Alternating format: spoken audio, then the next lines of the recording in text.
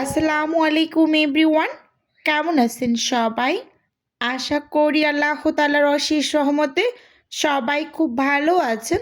আলহামদুলিল্লাহ, আমিও ভালো আছি। স্বর্ণাজ কিচেনের সবাইকে আরও একবার ওয়েলকাম করছি নতুন একটি রেসিপি দেখার জন্য। তো আজকে শেয়ার করব আটা দিয়ে নরম তুলতুলে চিতই পিঠার রেসিপি। আশা করি আজকের এই রেসিপিটিও আপনাদের কাছে ভীষণ ভালো লাগবে। প্রথমেই এখানে আমি একটা মিক্সিং বোল নিয়ে নিয়েছি, আর সেই সাথে মেজারমেন্ট কাপ মেপে এখানে 1 কাপ উঁচু উঁচু করে আটা নিয়ে নিয়েছি। আর সেই সাথে এখানে স্বাদ মতো লবণ দিয়ে দিচ্ছি এবং সেই সাথে এখানে অ্যাড করে দিচ্ছি 1 টেবিল চামচ চিনি। তো চিনিটা চাইলে কেউ স্কিপ করতে পারেন। এবার উইক্স দিয়ে শুকনো উপকরণগুলোকে একটু মিশিয়ে নিচ্ছি। যদি কোনো টাইপের শক্ত দলা দলা অংশ থেকে থাকে তো সেটা কিন্তু ভেঙে যাবে। এবার অল্প অল্প করে পানি অ্যাড করে আমি চিতই পিঠার ব্যাটারটা রেডি করে নেব। তো যাদের হাতের কাছে চালের গুঁড়োটা থাকবে না তারা কিন্তু এভাবে আটা দিয়ে ঝটপট চিতই পিঠা তৈরি করে নিতে পারবেন। শীতের সময় হয় না, মাঝে মাঝে কিন্তু হুটহাট পিঠা খেতে ইচ্ছে করে, তো তখন কিন্তু এভাবে আটা দিয়ে ঝটপট আপনারা এই পিঠাটা বানিয়ে নিতে পারবেন। আমার কাছে মনে হয় দুনিয়ার সব থেকে সহজ পিঠার রেসিপি হয়তো বা এটাই। একেবারে খুব কম উপকরণ লাগে এই পিঠাটা তৈরি করতে, কোনো টাইপের ঝামেলা নেই। চালের গুঁড়ো দিয়ে তৈরি করলে মাঝে মাঝে কিন্তু অনেকের পিঠা হতে চায় না। ঠিক এভাবে করে যদি আপনারা আটা দিয়ে তৈরি করেন ঝটপট কিন্তু এই পিঠাটা বানিয়ে নিতে পারবেন। আর এটা কিন্তু শীতের সকালে গুড় দিয়ে খেতে মাশাআল্লাহ ভীষণ ভীষণ ভালো লাগে। আপনারা আমার এই রেসিপিতে অবশ্যই ট্রাই করবেন, আশা করি আপনাদের কাছে ভীষণ ভালো লাগবে।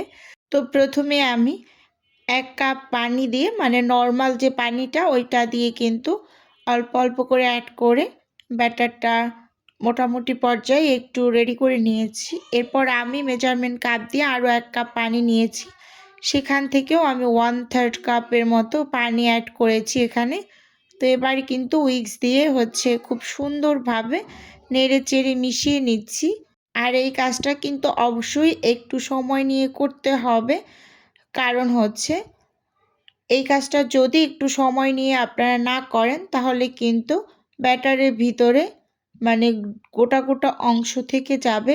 আর গোটা গোটা কোনো টাইপের দলা দলা অংশ যদি থেকে যায় তাহলে কিন্তু পারফেক্টলি এই পিঠাটা তৈরি করে নিতে পারবেন না। যেহেতু আমরা পিঠাটা আটা দিয়ে তৈরি করছি সেক্ষেত্রে সব কিছু কিন্তু ভালোভাবে একটু লক্ষ্য রাখতে হবে যে ঠিকঠাক আছে কি না। তো দেখুন, আমি কথা বলতে বলতে এখানে কিন্তু ব্যাটারটাকে মোটামুটি পর্যায়ে একেবারে রেডি করে নিয়েছি। এখন পিঠা তৈরি করার পালা। তো এখানে আমি 1/2 চামচের মতো বেকিং পাউডার দিয়েছি। এবার দিয়ে খুব সুন্দরভাবে কিন্তু মিশিয়ে নেব। তো আপনাদের হাতের কাছে যদি বেকিং পাউডারটা না থাকে সেক্ষেত্রে বেকিং সোডাটাও ব্যবহার করতে পারেন। বেকিং সোডা আর বেকিং পাউডারের কার্যকারিতা একই। তো আমার কাছে যেহেতু বেকিং পাউডারটা থাকে তো আমি বেকিং পাউডারটা অ্যাড করে দিয়েছি।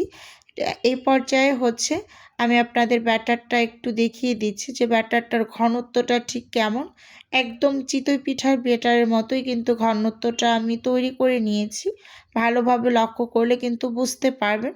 আমি কিন্তু আবারও একটু নেড়ে চেড়ে মিশিয়ে নিচ্ছি, কারণ আমার কাছে মনে হচ্ছে যে না, গোটা গোটা অংশ হয়তো বা একটু ভিতরে আছে এখনও।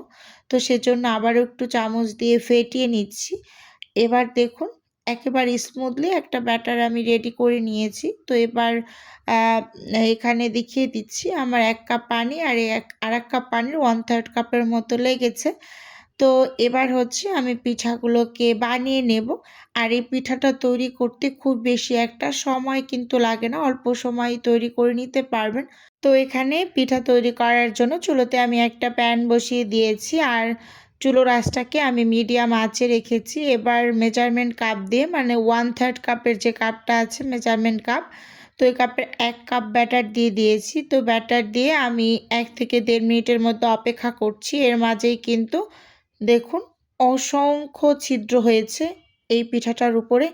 এভাবে আস্তে আস্তে করে পুরো পিঠাটাই কিন্তু একেবারে এরকম ছিদ্র আর জালিদার হয়ে যাবে। যখনই পুরোপুরি একেবারে উপরটা ড্রাই হয়ে যাবে, ঠিক তখনই আমরা স্প্যাচুলা দিয়ে পিঠাটাকে মানে তুলে নেব। চাইলে কেউ উল্টিয়েও দিতে পারেন, কিন্তু আমি বলবো যে না, উল্টানোর কোনো প্রয়োজন নাই। এমনিতেই পিঠাটা একেবারে পারফেক্টলি হয়েছে। আপনারা ভালোভাবে লক্ষ্য করলেই কিন্তু বুঝতে পারবেন। এই যে দেখুন কতটা পরিমাণ জালিদার হয়েছে। এবার হচ্ছে আমি আরও একটা পিঠা আপনাদের তৈরি করে দেখিয়ে দিচ্ছি যে কতটা পরিমাণ পারফেক্ট হয়। তো ভিডিওর এই পর্যায়ে প্রতিদিনের মতো আমার প্রিয় আপু এবং ভাইদের উদ্দেশ্যে ছোট্ট করে একটা রিকোয়েস্ট করছি। আমার ভিডিওর কোনো অংশ যদি আপনার কাছে একটুখানি হলেও ভালো লেগে যায়, তাহলে অবশ্যই চ্যানেলটি সাবস্ক্রাইব করে আমার পাশেই থাকবেন। আর ভিডিওর শুরুতে একটা লাইক দিয়ে ভিডিও দেখা কন্টিনিউ করবেন।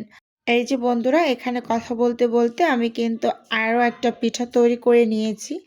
দেখুন পিঠাটার উপরটা কিন্তু একেবারে পুরোপুরি ড্রাই হয়ে গিয়েছে। ঠিক এই পর্যায়ে এখন আমি তুলে নিচ্ছি প্যান থেকে। এই যে এভাবে করে সবগুলো পিঠাই আমি হচ্ছে বানিয়ে নিয়েছি। এবার আপনাদের সাথে বানিয়ে একটু দেখিয়ে দিচ্ছি যে দেখুন কতটা পরিমাণ জালিদার হয়েছে। আর পিছন সাইডটা দেখুন একেবারে যে পুড়ে গিয়েছে এরকম কিন্তু না, কালারটা একটু চেঞ্জ হয়েছে শুধু। এই যে হয় না প্যানকেক যে তৈরি করি আমরা, ঠিক ওরকম একটা কালার এসেছে। এই পিঠাটা শীতের সময় মানে লিকুইড যে গুড়টা থাকে ওই গুড়টা দিয়ে খেতে মাশাআল্লাহ ভীষণ ভালো লাগে। গরম গরম খেতে তো অসাধারণ লাগে।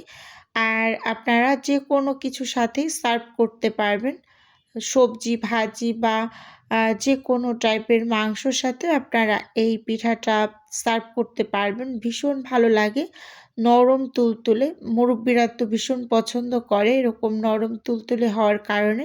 তো বন্ধুরা, আমার আজকের এই রেসিপিটি আপনাদের কাছে কেমন লেগেছে চাইলে অবশ্যই কমেন্টস করে জানাতে পারেন। তো আজকে তাহলে বন্ধুরা এখান থেকেই বিদায় নিচ্ছি। দেখা হবে নতুন কোনো রেসিপিতে বা নতুন কোনো ভিডিওতে। আল্লাহ হাফেজ।